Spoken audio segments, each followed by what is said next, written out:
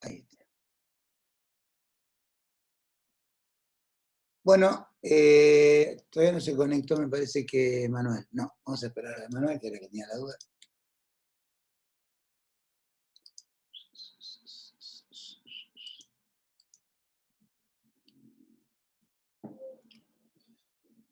Bueno. Bueno, vamos entonces a iniciar un nuevo tema que está relacionado. Hasta ahora hemos visto dentro de lo que es levantamiento de cargas, empezamos por el análisis de las cargas más grandes, las mayoritarias, en cantidad de volumen y peso, y vimos que para ese tipo de cargas, los elementos o maquinarias para utilizar son, como ejemplo, las grúas, para levantar ese tipo de peso. Según la actividad, pueden ser grúas que estén estables, fijas, o sea, colocadas sobre el piso, las que se denominan grúas torre o grúas pluma, que fuimos las que vimos cuando hablábamos de la operatoria, por ejemplo, las que se utilizan normalmente en el área de construcción. ¿Sí? También vimos las del tipo trepadoras, que son similares a las anteriores, pero en vez de tener un sustento montado sobre el piso, como bien lo dice la palabra, se va adhiriendo la estructura de la propia grúa a la estructura del edificio que se está construyendo, o a la parte edilicia que se está realizando, y ese es el sostén de la torre de la propia grúa. Según características particulares, pueden también estas grúas operar en distintas áreas, como vimos las tipos Dierrich, que eran las que trabajaban, se usaban para minas, y otros formatos que siempre tienen como el espíritu de trabajo, siempre, digamos, orientado hacia a la misma función. En algunos casos, como la que veíamos recién, la pluma que estábamos mencionando, tienen un ángulo operatorio de 360 grados, lo que le permite trasladar mercancías en todo su campo de acción. Y después, bueno, vimos algunas más pequeñas, que manteniendo ese sistema como la pluma de poder mover algún tipo de peso, ya en menor escala, en la cantidad de kilos se refiere, que se utiliza en la parte industrial. Por otro lado, también hemos visto la grúa de tipo pórtico, que son las que se usan en la parte de portuaria, sobre todo para el manejo o carga de contenedores, que son elementos de un gran porte también, una carga con una estiva importante, porque vienen en barcos, y ahí vimos que para operar con esos tipos de grúas, que están montadas normalmente sobre ruedas o sobre algún riel que le permita moverse, normalmente están instaladas a la vera de los muelles donde amarran los barcos con cargas, y en una combinación, como vimos en un video ahí el otro día, se descarga desde el propio barco el contenedor a través de una grúa pluma fija que lleva esa carga hasta el centro de su estructura y hace descender esa carga encima de un camión, que ahí esa parte de la grúa es pórtica, o sea, baja verticalmente esta carga y se monta encima del camión, que después posteriormente traslada la carga. O sea que vimos desde la grande escala, así como recordatorio, este tipo de movimiento de carga a través de grúas, y además nos falta aquel que es de forma interna, que se denomina como nombre puente grúa, que es aquel que atraviesa, y hemos visto también algún video, así que si lo quieren recordar o se han olvidado, están en las clases anteriores, que tiene un traslado en todo el campo de acción de una nave industrial, donde recorre de un extremo al otro para mover distintos tipos de mercancías también, por ejemplo, en una parte productiva, donde necesitan mover desde el principio de la fábrica hasta quizás al medio o al final de la fábrica, un elemento determinado para hacer un proceso. o un proceso terminado, llevarlo a la zona de depósito, o cualquiera fuera la función que se quiera realizar. Este puente grúa cumple con todos los requisitos que normalmente tiene una grúa de exterior, bien, por el tema que tiene un carro, un polipasto, tiene cable, tiene gancho de seguridad, que ya lo habíamos visto también en grúa, que corre en forma longitudinal con respecto en relación al puente este o a este travesaño que cruza la fábrica de lado a lado, y el movimiento de un lugar a otro se hace a través de un comando, digamos, un control remoto, mediante un cable. ¿Mañana querés ir conmigo a tu casa? No sé Voy a ir mañana, pero vuelvo el domingo. O mañana mismo, no sé. Bien. Irma Si está todavía lindo no el está día, ¿querés ir? entendiendo. Hola Irma, buenas noches. Ay, perdón, pensé que estaba apagado. No, no hay problema, está bien. No hay problema. Perdón. No pasa nada. Buenas noches. Consiguió entrar, qué grande. Sí, pudo entrar que estaba peleando, evidentemente, con el tema ese. Bueno, Más. bueno, seguimos entonces. Y como le decía, bueno, este puente grúa, que es el que nos va a dar la posibilidad de mover esas cargas, sería el otro elemento de levantamiento de cargas pesadas que sigue a las grúas. También hemos visto grúas del tipo que están montadas sobre ruedas, ¿se acuerdan? Las grúas tipo telescópicas, que hablábamos, creo, con ustedes, el accidente aquel famoso que pasó, que se cayó con una pileta de natación arriba de una casa, acá en Buenos Aires, hace unos años atrás, que bueno, produjo un deterioro en la propiedad. Creo que era la firma Paulini, si no me equivoco, la que había hecho esa operatoria. Bueno, son esas grúas que tienen, lo llaman telescópica porque es como una parte ensamblada dentro de la otra y van saliendo los pequeños pedazos y se van estirando ese brazo y alcanzan un largo enorme. Creo que vimos una que era de última generación que tenía una longitud de 80 metros, si no recuerdo mal, que mostraban el funcionamiento, que era una parte camión y otra parte grúa. Bueno, que sí, está eso seguramente en el video de la clase anterior. Bueno, como les decía, vimos todo ese tipo de levantamiento de cargas efectuadas por una maquinaria donde el riesgo potencial es que la carga caiga de ese tipo de elementos hacia el vacío, o alguno de los equipos esté en mal estado y se vuelque o se caiga también el equipo, como hemos visto grúas que no soportaron el peso y que se han caído.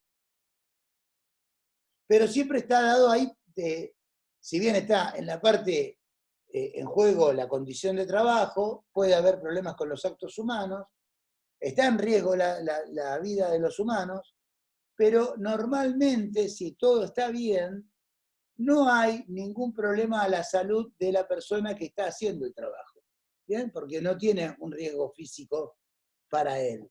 Puede haber un riesgo físico por todo lo que les dije anteriormente, pero si el trabajo se hace en forma normal y no hay ninguna anomalía, o sea, el equipamiento funciona bien, él está bien capacitado y hace las cosas acorde a lo que le enseñaron, lo que tiene que hacer, los riesgos son bajos. Con autoelevador, recién lo vimos, también pasa lo mismo. O sea, si el propio operario del autoelevador reúne las condiciones de capacitación, cumple con las normas de seguridad, el equipamiento tiene las condiciones de seguridad necesarias, el trabajador probablemente, si hace las cosas bien, no sufra ningún daño en su salud. ¿Puede haber un accidente? Sí. ¿Puede pasar un daño? Sí. Pero es poco probable en tanto y en cuanto él cumpla con las normas. ¿Sí? Porque tiene las condiciones, está entrenado. Bueno, en este caso que vamos a ver ahora, prevención de enfermedades de la columna vertebral, básicamente nosotros lo vamos a denominar levantamiento manual de cargas. Aquí ya desaparece la fuerza de cualquier maquinaria, elemento o medio técnico que haga el esfuerzo que sea necesario para mover una carga. Acá todo el esfuerzo, todo lo hace el hombre. Si bien la recomendación, siempre la recomendación es que ante cualquier movimiento de levantamiento de carga, lo primero que hay que prevalecer es tratar de conseguir un medio técnico que suplante la fuerza del hombre. O sea, si yo tengo una bolsa de 15 kilos y la podría levantar una persona o dos, entre dos personas, si tengo un medio técnico que suplante esa operatoria por parte del hombre, va a ser justamente bienvenida y lo recomendable. Hace poquito, yo no sé si hará, lo que pasa es que la pandemia tapó casi todo, ¿no? Una cosa de loco. Pero hará un mes atrás, un mes y medio atrás, vi la noticia en televisión y después no hice el seguimiento, la verdad no lo hice, pero ahora que me acordé ya lo anoto para buscarlo, que ese día lo daban como noticia que era el último día que se había permitido la descarga manual de las medias res de los camiones colocando la carga en la espalda de los trabajadores. ¿Han visto ustedes bajar alguna vez carne de un camión? Cuando llegan a la carnicería Sí, para bajar la media res. Sí, sí, sí, sí. Bueno, todo el tiempo. claro, eso es una Lo carga aberración. ¿Cómo? uno en el lomo del otro. Claro, es una aberración ergonómica impensada, o sea, una cuestión de terror. Miren, yo le voy a contar otra experiencia. Resulta ser que cuando yo era muy joven, hace muchos años, hace 40 años atrás aproximadamente, y no estoy mintiendo, y tenía 18 años, por ahí, 19, en mis primeros pasos laborales mis padres tenían una casa con un local comercial, ¿no? Y en ese local teníamos un negocio familiar. Y yo a veces lo atendía, ese negocio familiar. Y entre otras cosas teníamos un kiosco, ¿no? O sea, había varias actividades y una era un kiosco. Y a una cuadra de ahí, del lugar, que actualmente mis padres siguen viviendo en esa casa. Esperen que tengo a alguien acá en el chat que me dice. Emanuel me está diciendo que estoy hecho un mocoso. Bueno, gracias, Emanuel. Igual el 2 lo tenés asegurado, quédate tranquilo. Bueno, como les decía, me venía a comprar siempre unas pastillas un señor que trabajaba en un depósito de harina, ¿no? El depósito de harina era un depósito grande, llegaba un camión enorme con las bolsas de harina, y los trabajadores cargaban, como dijeron ustedes recién, sobre su espalda, ¿bien? Las bolsas. Inicialmente lo hacían sobre el hombro, la ponían como la bolsa la llevaban arriba del hombro, pero claro, yo entiendo que después de varias cargas, porque bajaban todo el camión a mano, o sea que eran muchos los viajes que hacían, en algún momento el hombro les dolía, entonces empezaron a encontrar como una posición de más comodidad, cargar igualmente como hacían los que descargaban la media red de los camiones. Inclinaban su espalda hacia adelante, ponían la carga en la espalda bien apoyada, bien, y caminaban con una mano a la altura de la pierna, y con esa carga sostenida entraban adentro del depósito. Claro, no hacían la fuerza con el brazo, toda la resistencia la hacía la espalda. Y a ellos les resultaba cómodo. ¿Bien? Este hombre me venía a comprar a mí siempre, un hombre ya no era ningún pibe, pero tendría, qué sé yo, no sé, un poquito más grande que yo era, así, 10 años más. Un muchacho joven, pero yo lo veía viejo. A los 17 años ve viejo a todo el mundo, esa es la realidad. Bueno, este muchacho tenía una cierta inclinación en la columna, o sea, él ya venía a comprarme y estaba como medio encorvadito un poquito para adelante. Bueno, pasaron los años trabajando así, y ese trabajador, un día, después de varios años, me lo cruzo de vuelta, yo ya no teníamos negocio, nada de eso, me lo cruzo en el barrio porque se ve que seguía trabajando en el mismo lugar, y el señor ya casi caminaba como buscando monedas en el piso. ¿Me entienden la figura, no? ¿Sí? O sea, caminaba con las piernas erguidas, pero con todo el torso, casi todo el torso hacia abajo. Había deformado la parte postural, producto de su trabajo. Claro, yo ya para esa época ya era licenciado en higiene y seguridad, o sea que ya entendía lo que le había pasado. Me quería morir porque digo, este tipo es el ejemplo viviente de lo que no hay que hacer.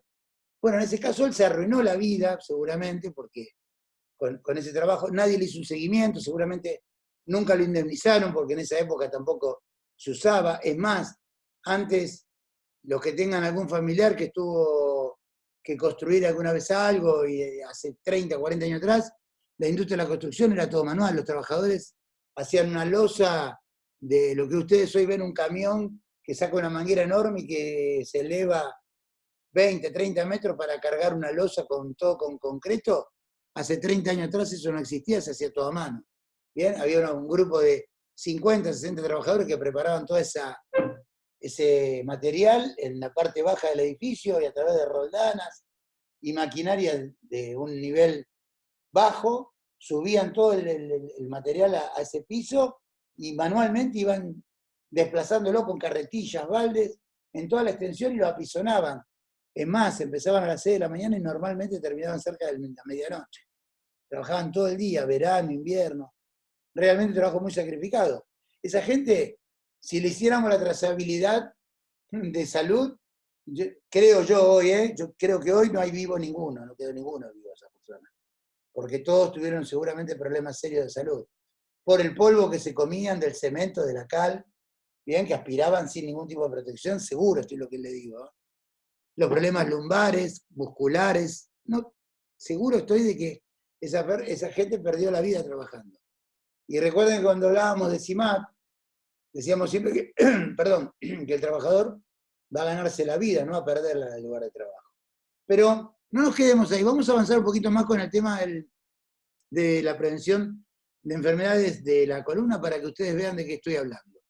Bueno, acá tenemos una imagen, una persona que se está tomando la parte baja de la columna, que es donde normalmente suele doler y mucho cuando se produce alguna patología, alguna anormalidad producto de un mal esfuerzo efectuado en esa parte de la columna. Vamos a ver primero cuáles son las partes, o por qué duele la espalda y cuáles son los agravantes.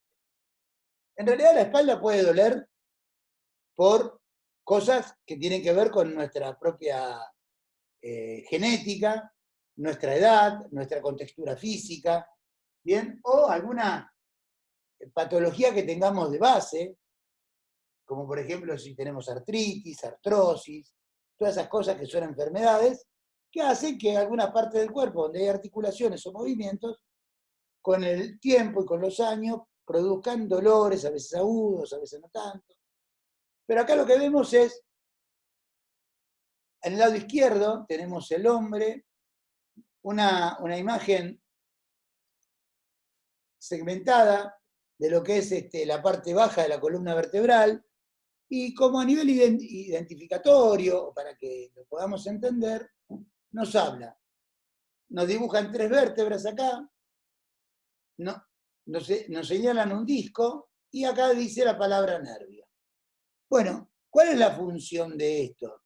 Estas vértebras tienen un disco en el medio, justamente, para que entre ellas no haya un contacto directo, porque el roce de hueso con hueso produciría indefectiblemente que se raspen, que se rajen, que se rompan, que duela. ¿Sí? O sea que el cuerpo humano, que es una máquina perfecta en lo que es parte del diseño, se estableció que en esa zona tenga lo que se denominan discos intervertebrales o los amortiguadores necesarios para que esa columna, cada vez que nosotros hagamos un movimiento, se haga de una forma amortiguada, sin producir ningún tipo de rozamiento, ningún tipo de dolor. ¿Qué puede averiar ese funcionamiento? Ahora después vamos a ver por qué el nervio, ¿no? Lo vamos a ver en una diapositiva más adelante. ¿Qué puede efectuar o qué puede producir algún tipo de causas que agrave la condición normal? Bueno, el envejecimiento natural del disco intervertebral no es lo mismo cuando se tiene 20 años que cuando se tienen 60, ¿bien? O sea, como decía mi abuela cuando era yo joven, me decía, los huesos duelen, y la verdad que, claro, cuando a medida que va pasando los años, uno se va dando cuenta que algunas articulaciones del cuerpo, por quedarse quieto o por no hacer alguna acción, van tornándose a endurecer, o sea, hay que hacer un esfuerzo para volver a ponerlas en movimiento. Pero eso se da producto de que hay un envejecimiento de todo el organismo. En este caso, los discos intervertebrales, cuando se van envejeciendo por los años, un señor de 70, un señor de 80, de 90 años, o una mujer, para el caso lo mismo, probablemente la elasticidad de estos discos intervertebrales no sea la misma cuando tenía 20. Por ende, va a tener menos movimiento en la espalda.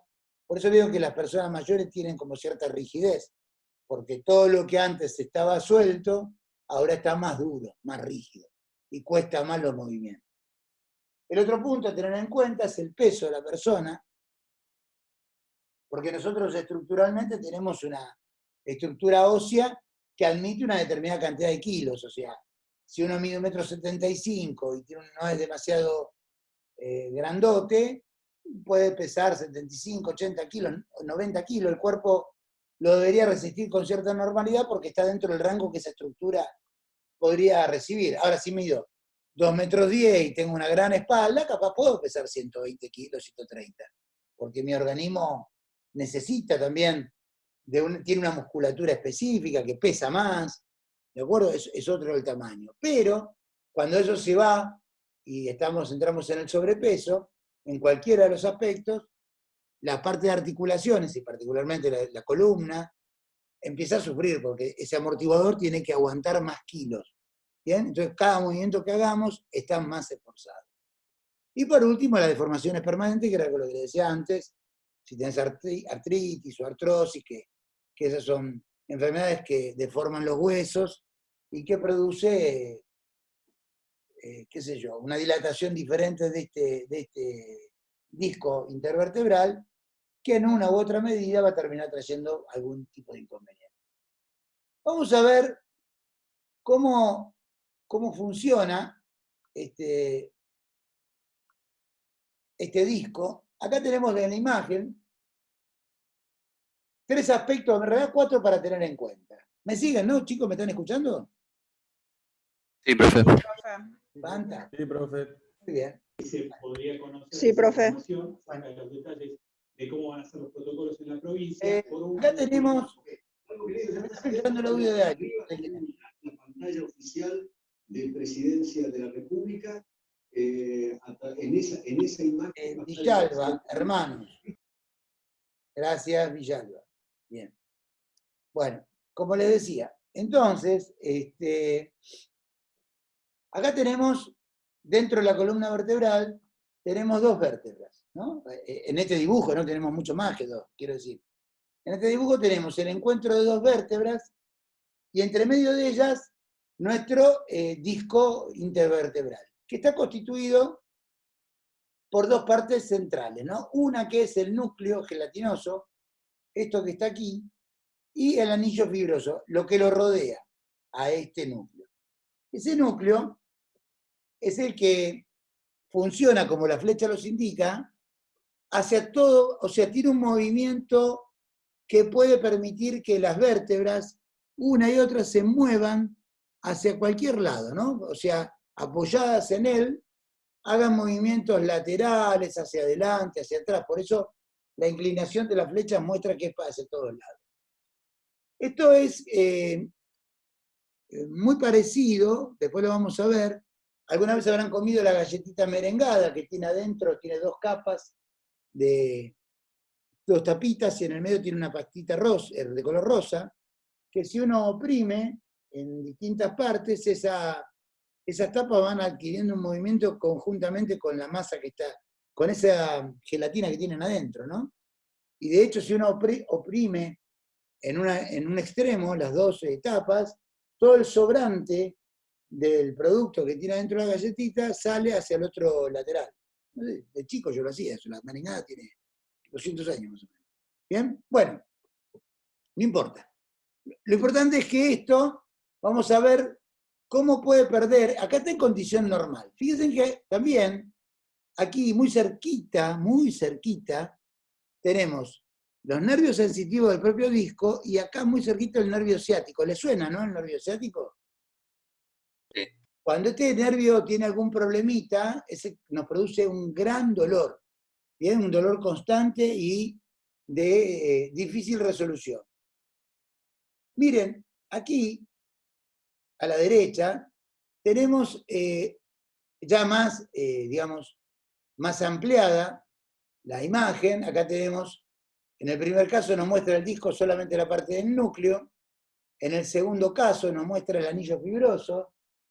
Y en el tercero nos marca la médula espinal, que por aquí pasa gran parte de nuestro sentido y de nuestra vida.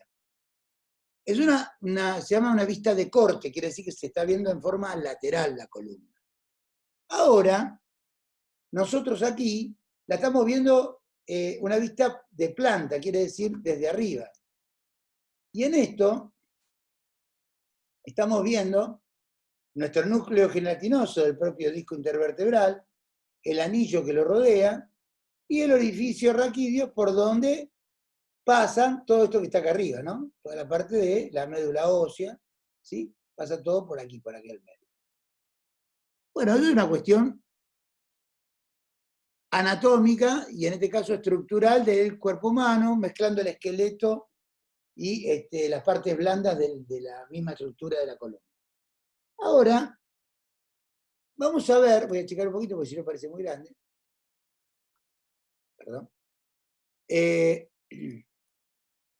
Fíjense lo que nos pasa aquí. Nosotros acá tenemos, ya acá vamos a meternos en el tema del levantamiento de la carga, ¿no? Levantamiento manual de carga. En condición normal, sin hacer ningún tipo de esfuerzo, la columna vertebral se encuentra en esta posición que vemos aquí en el lado izquierdo, ¿no? Normal, sin esfuerzo. O sea, la parte del anillo intervertebral está bien ubicado, está ocupando todo el espacio en forma homogénea, y cualquier movimiento que el trabajador haga sin carga quiere decir sin levantar ningún peso, él va a accionar sin ningún problema la parte de amortiguación. Ahora, ¿qué pasa? Aquí, la de la derecha, que tiene una cruz, ya nos marca que ahí hay un inconveniente, hay un problema. ¿Cuál es el problema? Que el trabajador está adquiriendo una postura incorrecta para el levantamiento de la carga. Entonces, fíjense que esta persona tiene las piernas semi-estiradas y aquí se produce un ángulo a 90 grados, ¿no? Entre esto y esto. Eso yo lo transfiero aquí y claramente que cuando esta persona está agachándose para hacer este esfuerzo, la columna vertebral, o las dos vértebras, están oprimiendo un extremo del disco y están obligando al sobrante a salir por la parte de atrás. La están viendo acá, ¿no? Eso va a producir, ¿qué cosa? Va a producir, primero hay una compresión de los nervios de la columna por una postura incorrecta. Segundo, dice, la lesión de los nervios de la columna, el disco intervertebral, comprime a raíces nerviosas, empieza a tocar todo lo que tiene que ver con esto sensitivo. Hablábamos hace un ratito del nervio ciático, produce gran dolor. Y esa opresión que se da con relación a la parte esa tan sensitiva de la columna vertebral, o mejor dicho, de la parte del nervio ciático, produce lo que está acá en imagen, un gran dolor en el trabajador. Pero uno podría decir, bueno, deja la carga y vuelve a esta posición. No vuelve a la posición ahora, porque esto ya se desgarró. Cuando se produjo esta presión, todo el disco que protegía, este anillo fibroso, bien, se produce un pequeño desgarro y el núcleo gelatinoso se empuja hacia afuera y queda en contacto constante, no importa cuál fue o cuál fuera la posición que uno adquiera, siempre va a estar tocando el nervio ciático hasta que se desinflame. Y eso puede demorar días, semanas, meses, según el daño. O sea que el trabajador en cualquier posición, parado, sentado, acostado, de cuclillas, en cualquier posición va a sentir un profundo dolor en esa zona. Lo que le va a llevar eso, ¿a qué va a ser? Inasistencia, porque va a estar con parte médico durante mucho tiempo. Probablemente, si tiene suerte, se recupere después de un tratamiento largo, o en muchos casos es necesario hacer una cirugía para resolver el problema. en una parte tan sensible, porque según lo que te toquen ahí es cómo podés quedar afectado. Hay personas que en otras épocas, ahora es menos usual, pero ha quedado con algún problema motriz producto de esto que está sucediendo. Cuando la situación es de esa gravedad, como les digo yo, se dan dos cosas muy importantes. Primero, el trabajador va a faltar mucho tiempo, eso ya lo dijimos, y lo otro va a ser, ¿qué pasa con ese trabajador en el futuro? Un trabajador que se lastima y que tiene hernia de disco y que le queda como patología constante, ese trabajador va a tener que cambiar dentro de la actividad, lo van a tener que reubicar.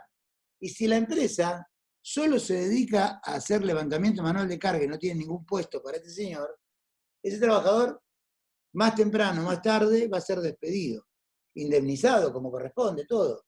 Pero al no poderle dar un trabajo diferente al que le recomienda la ART o la Junta Médica de la SRT, lo van a tener que despedir. Y usted dice, bueno, lo despidieron, lo indemnizaron. ¿Dónde va a trabajar ese señor? Aprovechando los minutitos que nos quedan, le voy a contar otra anécdota. Hoy estoy anecdótico. Nosotros tuvimos acá en el instituto un alumno, un señor que tenía mi edad más o menos, en ese momento 54, 55 años, yo tengo hoy 58, sí, 55, ahora 3 años atrás. El señor vino a estudiar, la carrera de higiene y seguridad le interesaba, tenía muchas ganas de estudiar, pero tuvo que abandonar nada más que al mes abandonó. Él había tenido un accidente de trabajo, una tontería simple, pero era... cuidado. Espere que termino de... Me siguen escuchando ustedes, ¿no? Porque esta máquina me está haciendo cosas raras. Sí, profe. Sí, profe. Bueno, Sí, profe. les comento, este alumno, este señor, porque casi pobre no llegó a ser alumno, trabajaba para un señor, era él y otro compañero que tenían un camión cada uno, que era de la propiedad del dueño, repartían achuras y carne en piezas enteras para los restaurantes.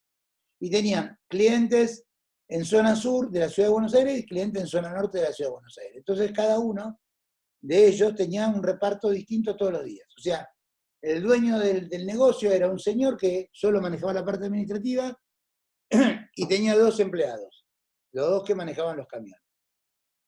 Bien, bueno, este señor estaba parado en un semáforo, vino un camión de atrás, lo chocó y le recibió un impacto muy fuerte. Él no tenía el cinturón de seguridad puesto porque los camiones viejos normalmente no hay. Y en el movimiento, su columna hizo un mal movimiento y producto de ese mal movimiento se hizo un doble hernia de disco. Dos hernias de disco en 2 discos distintos. Bueno, el señor estuvo con licencia por la aseguradora de riesgo de trabajo, hicieron un montón de estudios, a través de su obra social se hizo más estudios, hizo todos los tratamientos posibles, pasó meses de muchísimo dolor, la pasó re mal, y un día la ART dice, no, usted no va a poder seguir, puede volver a trabajar, le dan el alta, aunque él a veces tenía dolores, pero menores, pero no puede volver a manejar por esta situación que tiene. No puede volver a manejar por lo menos a nivel laboral. Personal, si quiere hacerlo, pero le va a doler, claro, porque está tanto tiempo sentado y moviendo las piernas, obviamente que eso le va a traer un dolor en la columna. Bueno, se lo hago más cortito porque si no es muy largo. Va y le dice a su jefe, señor, mire, me tiene que dar un nuevo puesto de trabajo porque yo no puedo hacer más. Y le dijo el señor, ¿qué trabajo te voy a dar? Si acá yo lo único trabajo que tengo son 2 camiones, no tengo otro. Bueno, llegaron a un acuerdo y lo despidieron, 55 años. Se quedó sin trabajo el señor, lo indemnizaron con una indemnización X, ¿bien? Y empezó a estudiar en la facultad. Y no podía conseguir trabajo, me decía que tenía un gran problema, una depresión, porque cada vez que quería conseguir trabajo, había tenido 2 opciones, 2 posibilidades, y que cuando le hicieron los estudios no lo volvieron a llamar, y él cree que creía que era por esto de lo que tiene en el disco intervertebral o la hernia de disco. Bien, el resultado, ¿por qué dejó de estudiar? Ustedes me dirán, pero qué raro, ¿sabe por qué dejó de estudiar? Porque él venía a nuestras aulas, se sentaba en los bancos esos rígidos, vieron que tenemos, son asientos de escuela. ¿Bien? Sí. Y no podía tolerar estar sentado ahí más de media hora. A la media hora le empezaba a doler la espalda, pero fuertemente. De hecho, las últimas 2 clases mías las cursó parado. Y también le dolía la espalda, por eso yo entiendo que dejó porque no se podía ayornar. O sea que ese trabajador perdió su salud, ¿bien? Producto de esta situación, del accidente. El empleador no le generó un nuevo puesto de trabajo, aunque la ley dice que sí, pero si no lo tiene, no lo tiene. Y lo peor que le puede pasar es que ese trabajador quedó inutilizado para cualquier otra actividad, o sea que en el tiempo el que más pierde es el trabajador. Por eso es tan importante que nosotros lo concienticemos en esto de hacer correctamente los esfuerzos y hacer las maniobras correspondientes para no dañarse la espalda. Entonces, como me estoy quedando sin tiempo, y yo ya sé que se me va a cortar,